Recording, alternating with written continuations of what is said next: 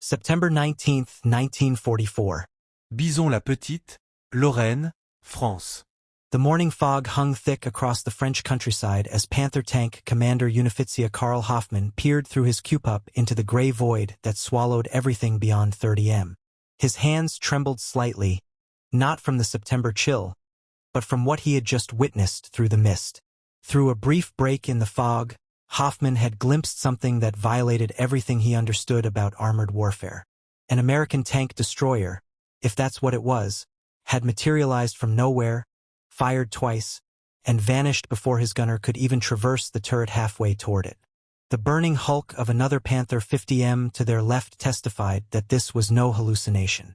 42 Panthers of the 113th Panzer Brigade had rolled into the attack that morning, supremely confident in their mechanical superiority.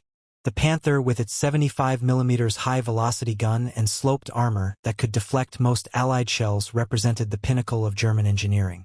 These men had been told repeatedly that American armor was inferior, hastily built, mechanically unreliable, manned by inexperienced crews who relied on numerical superiority rather than tactical skill. What they encountered in the fog-shrouded fields around rewrote would shatter every assumption about armored combat they had carried from the Eastern Front.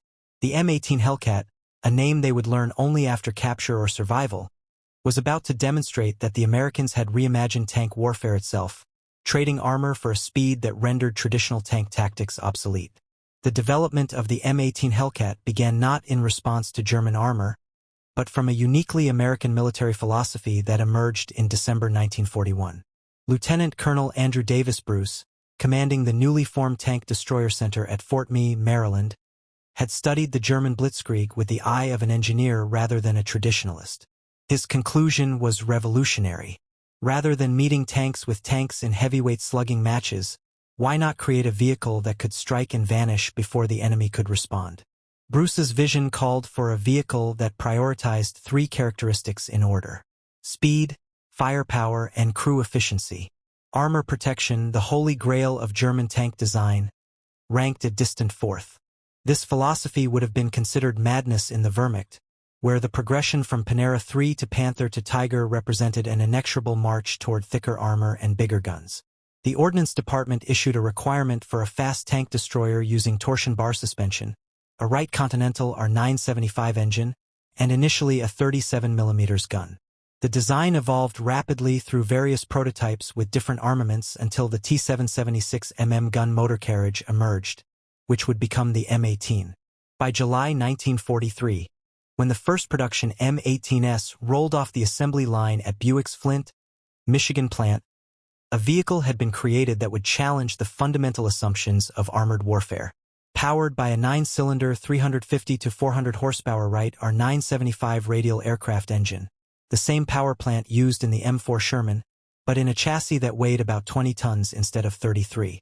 The M18 could achieve speeds that seemed impossible for a tracked vehicle. The Hellcat was capable of traveling at 55 miles per hour, 89 km/h, with some sources indicating the vehicle could reach 60 miles per hour in ideal conditions. This wasn't just marginally faster than German armor. It was in an entirely different category. The Panther's maximum speed of 46 kilometers per hour, 29 miles per hour on roads seemed respectable until compared to the M18's ability to maintain 40 miles per hour across rough terrain. The roots of German armor dominance lay in the combined arms tactics perfected during the Polish and French campaigns. Panzer divisions operated as integrated units, tanks, mechanized infantry, artillery, and engineers working in concert. The tanks themselves were the armored fist, designed to break through enemy lines and create havoc in rear areas. Speed mattered, but survivability mattered more. German tank development reflected this philosophy. Each iteration grew heavier, more heavily armored, more powerfully armed. The Panther, introduced in 1943, weighed 45 tons and mounted armor up to 100 millimeters thick on its turret front. The Tiger II, entering service in 1944, pushed these figures to 70 tons and 180 millimeters, respectively. The American tank destroyer doctrine, formalized in Field Manual 18-5 and refined through 1943, represented a complete rejection of this approach. Tank destroyers were to be held in reserve, responding rapidly to enemy armor concentrations. Instead of dueling at range, they would use superior mobility to achieve flanking positions, destroy enemy armor from the sides and rear, then redeploy before counterattack. The M18 originated in Harley Earl's design studio, part of the Buick Motor Division of General Motors. Earl, famous for automotive design, brought a different perspective to military vehicle development. The result was a vehicle that looked and performed more like a race car with a cannon than a traditional tank. The M18's combat debut came in Italy, where 5 T-70 models were sent to the 894th Tank Destroyer Battalion at the Anzio beachhead in spring 1944. The Italian campaign, with its mountainous terrain and narrow roads, hardly seemed ideal for a vehicle designed for high-speed maneuver. Yet even here, the M18's capabilities stunned German defenders. The early engagements remained localized, their lessons not disseminated through the Wehrmacht. The German army in France, preparing for the invasion they knew was coming, remained focused on the threat posed by massed Sherman tanks and tank destroyers like the M10, which, while more mobile than German tanks, still operated within conventional parameters. By September 1944, when the 704th Tank Destroyer Battalion with its M18 Hellcats joined the U.S. 4th Armored Division near Ericourt, the German army in Lorraine was operating under a fatal misunderstanding. The 113th Panzer Brigade was formed on September 4, 1944, and by the time it was sent to Saarburg on September 16, it had 42 Panther tanks. Many crew members were veterans of the Eastern Front, where they had faced T-34S and KV-1S in brutal engagements where armor and firepower determined survival. The 704th Tank Destroyer Battalion had originally been trained on the M3 gun motor carriage. Despite requiring several improvements during testing, the 704th had a superlative testing record and was later issued production Hellcats. The unit had spent months perfecting techniques that would maximize the Hellcat's speed advantage. On the morning of September 19th, as the 113th Panzer Brigade advanced through thick fog toward Aricourt, they expected to brush aside the American screening forces and strike deep into the rear areas of the 4th Armored Division. German intelligence had identified Sherman tanks in the area, but no significant anti-tank defenses. At 0715, as German Panthers crept forward through the fog at 5 miles per hour, straining to see through the mist, Lieutenant Edwin Leiper's platoon of 4 M18 Hellcats from Company C, 74th Tank Destroyer Battalion, was positioned near Richelieu. The M18s had been in position since before dawn, engines idling quietly, crews scanning their assigned sectors. Lieutenant Edwin Leiper led an M18 platoon of Company C to Richelieu-Patat on the way to Monner. He saw a German tank gun muzzle appearing out of the fog 30 feet away and deployed his platoon. The first indication the Germans had of the M18's presence came when an American tank destroyer roared to life and accelerated from a complete stop to 30 miles per hour in seconds. Acceleration that would have taken a Panther nearly 30 seconds to achieve. The M18 burst from its concealed position, raced to a flanking position, and fired rounds into the side of the nearest Panther before the German turret had traversed even halfway toward the threat. In a 5-minute period, 5 German tanks of the 113th Panzer Brigade were knocked out for the loss of 1 M18. The engagement demonstrated systematic destruction by an enemy that refused to fight according to the rules the Germans understood. The disparities between the Panther and M18 created a fundamental mismatch in combat capabilities.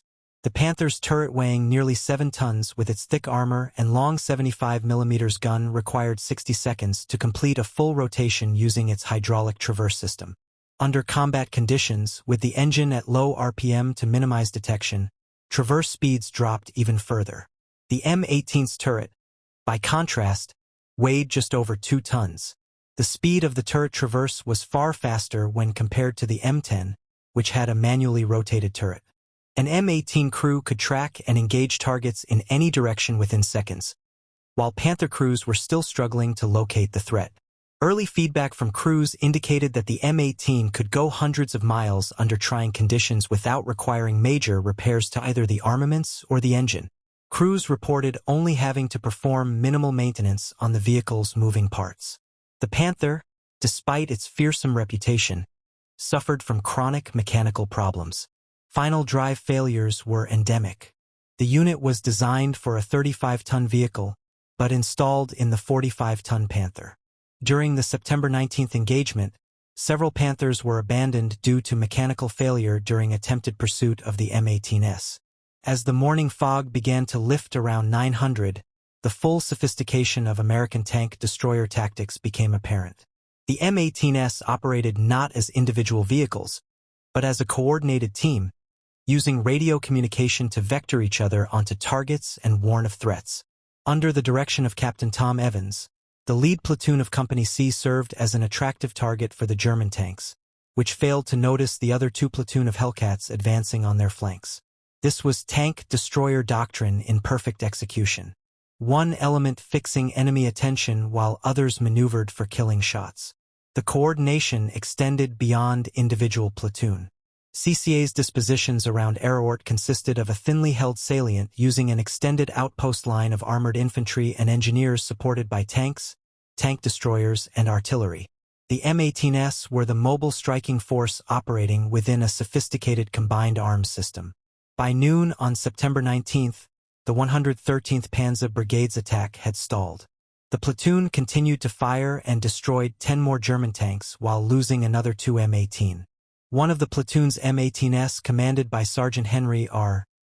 Hartmann, knocked out 6 of the German tanks, most of which were Panthers. The mathematics were incomprehensible to German commanders. Panthers costing 117,100 Reichsmarks each and requiring 2,000 man-hour to build were being destroyed by vehicles that cost $57,500 and could be assembled in a fraction of the time. Poor tactical deployment of the German tanks soon exposed their weaker side armor to Shermans, which flanked and knocked out 11 Panzers using the fog as cover.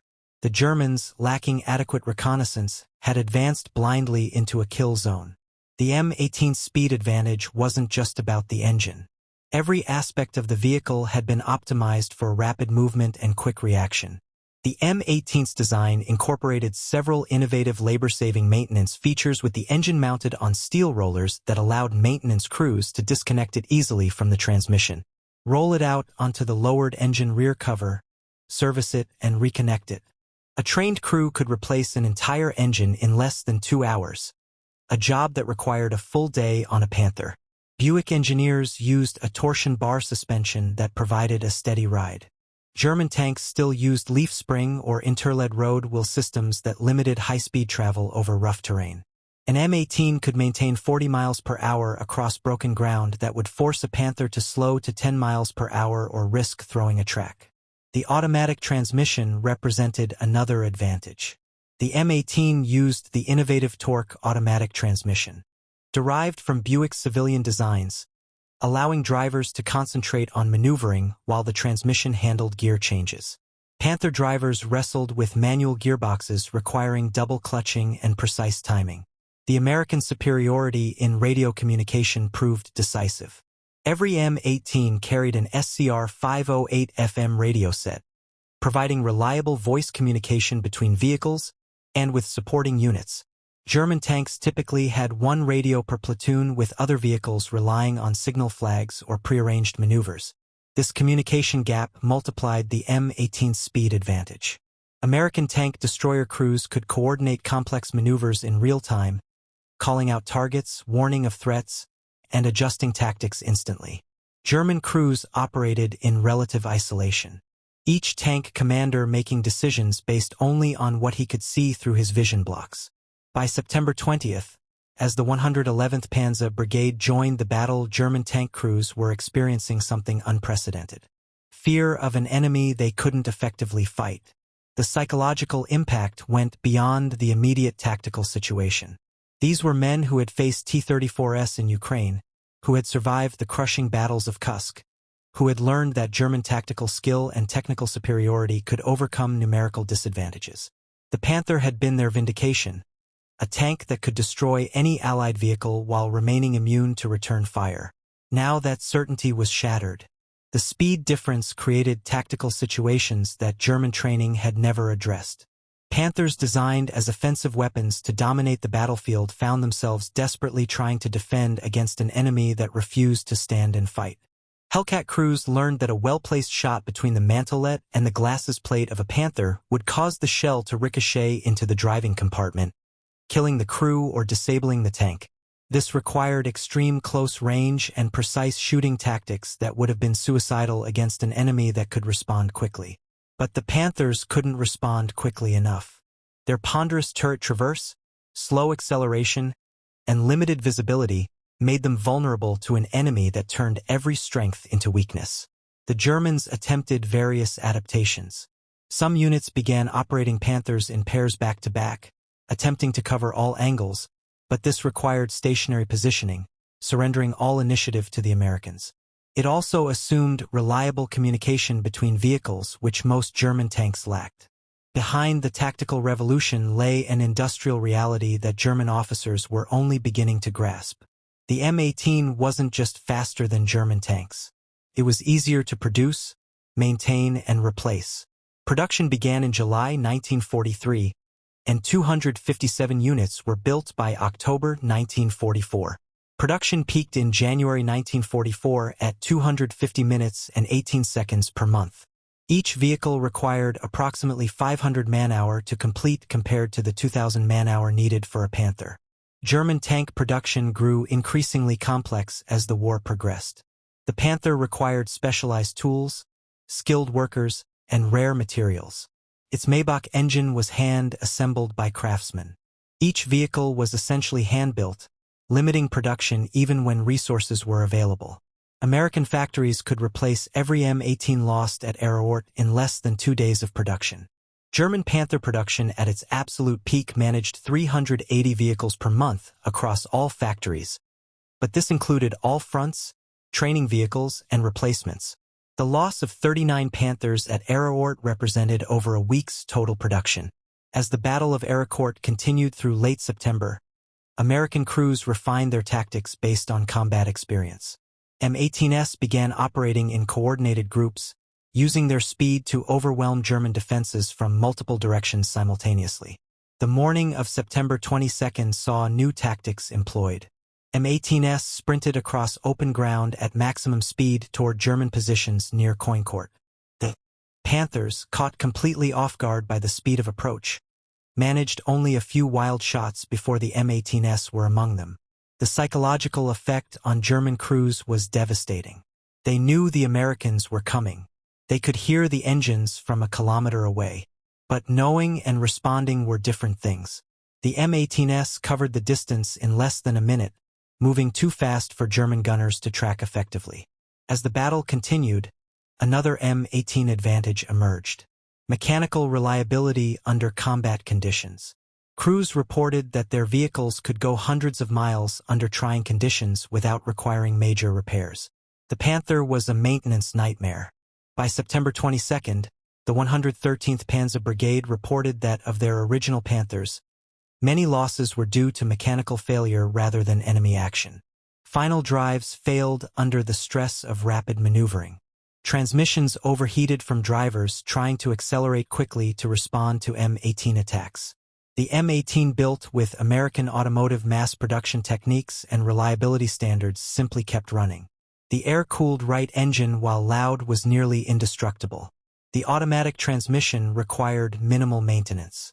The torsion bar suspension had few parts to fail.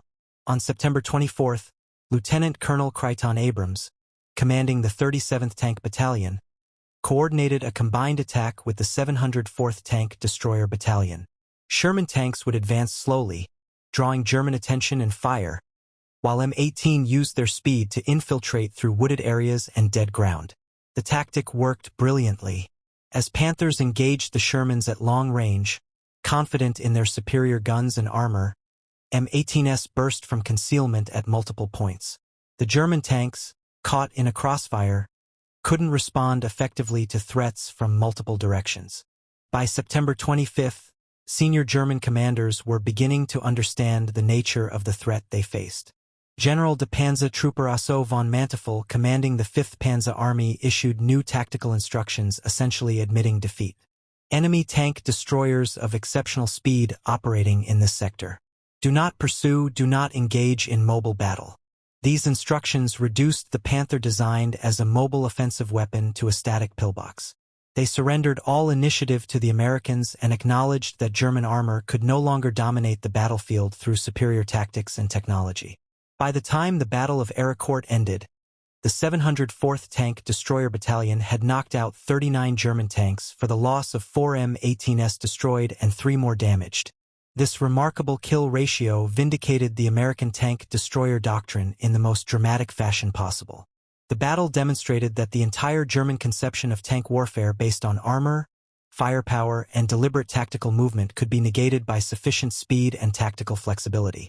The M18 had proven that a vehicle with armor barely sufficient to stop small arms fire could dominate heavily armored opponents through superior mobility. The ultimate test of the M18's revolutionary impact came in December 1944 during the Battle of the Bulge. German forces launching their last major offensive in the West initially achieved surprise and breakthrough. But as M18-equipped tank destroyer battalions rushed to critical points, their speed again proved decisive. Team D. Sorry, a battalion-sized tank infantry task force of the 10th Armored Division, was assigned to defend Nouville. With just 4 M18 tank destroyers of the 75th Tank Destroyer Battalion to assist, they attacked units of the 2nd Panzer Division. Team D. Saab's high-speed highway journey to reach the blocking position is one of the few documented cases where the top speed of the M18 Hellcat was actually used to get ahead of an enemy force. The high-speed deployment of M18s to blocking positions ahead of German spearheads repeatedly disrupted German timetables. Panthers and Tigers found themselves engaged by M18s that had raced ahead to favorable positions, using their speed to concentrate at critical points faster than German commanders could adjust their plans. The final statistics from the European theater told a sobering story for German armor advocates. The M18 had a higher kill-to-loss ratio than any other tank or tank destroyer fielded by U.S. forces in World War II. Kills claimed were 526 in total, 498 in Europe, 17 in Italy, and 11 in the Pacific. The kills-to-losses ratio for Europe was 2.3 to 1, and the overall kill-to-loss ratio was 2.4 to 1. These numbers became even more impressive when considering that M18s were not primarily used for tank fighting, but were committed more often to improvised roles, usually direct fire support for infantry. Even when employed outside their intended role, M18s maintained exceptional effectiveness. The fundamental difference between German and American armored vehicle design philosophy was starkly illustrated in the contrast between the Panther and the M18. Both were designed in response to combat experience, but the conclusions drawn were entirely opposite. The Germans looked at the T-34's sloped armor and powerful gun and decided they needed something similar but better. Hence, the Panther with thicker sloped armor and a more powerful gun. It was an evolutionary response. Taking existing concepts to their logical extreme, the Americans reached a revolutionary conclusion. The best armor is not being hit at all. The M18 represented a complete reimagining of what an armored fighting vehicle could be. Not a mobile bunker, but a precision weapon on tracks able to deliver strikes and evade retaliation. The M18's success at Ericourt offered profound lessons about military innovation. The Germans had pursued a linear path of development. More armor, bigger guns, heavier vehicles. Each generation of tank was an incremental improvement on the last. Fighting the same way, but with greater capability, the Americans, constrained by the need to ship vehicles across the Atlantic, and faced with an enemy that had already optimized conventional tank design, chose revolution over evolution. The M18 didn't try to beat German tanks at their own game. It changed the game entirely. Throughout the battles around Ericourt and beyond, individual M18 crews performed acts of exceptional skill that demonstrated the vehicle's potential when manned by aggressive crews. Sergeant Henry R. Hartman, who destroyed 6 Panthers on September 19, became a legend within the tank destroyer force. His technique, using terrain to mask approach, striking from unexpected angles, and displacing immediately after firing, became the textbook example of M18 employment. On October 13, when elements of the 11th Panzer Division reinforced with Tiger I tanks attempted to retake Ericourt, the battle demonstrated that even the Tiger's advantages couldn't overcome the M18's speed and tactics. Tigers lumbered forward at 15 miles per hour maximum speed, while M18s raced around their flanks. The Tiger's turret, even slower to traverse than the Panthers, couldn't track the fast-moving tank destroyers. The story of the M18's development and production was itself revolutionary. From concept to combat deployment took less than 2 years, unprecedented for a completely new armored vehicle. The M18 originated in Harley Earl's design studio at Buick. Earl, famous for designing sleek automobiles, brought automotive sensibilities to military vehicle design. The production process utilized automotive mass production techniques. Workers who had built Buicks could, with minimal retraining, build Hellcats. Unlike German tanks, which required skilled craftsmen and specialized tools, M18s were built using standard automotive components wherever possible. The M18 incorporated numerous technological advantages that multiplied its effectiveness. The vehicle's fire control system, while simpler than German optical rangefinders, was faster to use in the fluid engagements that characterized M18 combat. The periscopic sight could be operated independently of the gun, allowing the commander to search for targets while the gunner engaged. German tanks required the entire turret to rotate for the commander to observe, making target acquisition slower and more obvious to enemies. The M18's ammunition storage was another advantage. Rounds were stored in protected bins that reduced the chance of catastrophic explosion if penetrated. M18 crews could survive hits that would destroy German vehicles, allowing experienced crews to remain in combat. As 1944 progressed into 1945, American tank destroyer doctrine evolved based on combat experience. While the initial concept of held reserves responding to massed tank attacks rarely materialized, M18s found themselves supporting infantry divisions, providing mobile anti-tank defense and direct fire support. This doctrinal flexibility proved another American advantage. While German panzer units remained wedded to increasingly obsolete tactical concepts, American forces adapted continuously. M18 battalions developed new techniques for urban combat, forest fighting, and river crossings, situations their designers never envisioned. By early 1945, the German armored force was caught in an impossible situation, partly created by the M18's success. Unable to match American mobility, German tanks were increasingly relegated to static defense. This surrendered all initiative to Allied forces and made German armor vulnerable to artillery and air attack. The production situation was equally dire. German factories disrupted by bombing and starved of resources struggled to maintain minimal production. Meanwhile, American factories continued producing M18s and other vehicles at rates that seemed impossible to German planners. General Oberhegderian, Inspector General of Panzer Forces, recognized the implications. The M18 was not just a tank destroyer. It was the physical manifestation of American industrial and tactical superiority. Germany could not win a mobile war against an enemy that moved at twice their speed, nor could they win a production war against an enemy that built vehicles in a fraction of the time. The Rhine crossing in March 1945 provided final validation of the M18's revolutionary impact. As German forces desperately tried to concentrate armor to prevent the crossing, M18s raced to critical points, often arriving hours ahead of German forces despite starting from farther away. At Remagen, when the Ludendorff Bridge was unexpectedly captured intact, M18s were among the first vehicles across, using their speed to establish a bridgehead perimeter before German forces could respond.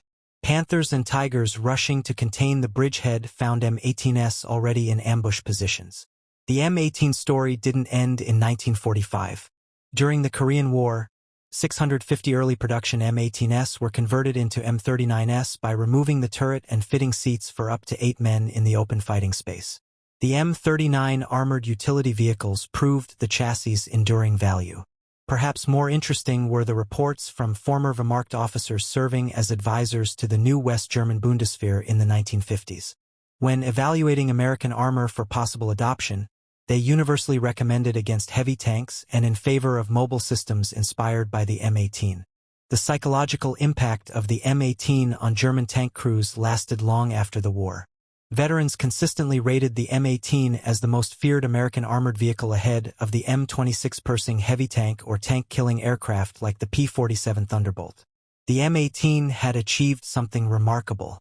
It had not just defeated German armor tactically, but had broken the psychological superiority that German tank crews had enjoyed since 1940. The hunters had become the hunted, and they never recovered. The numbers tell the story of the M18's impact.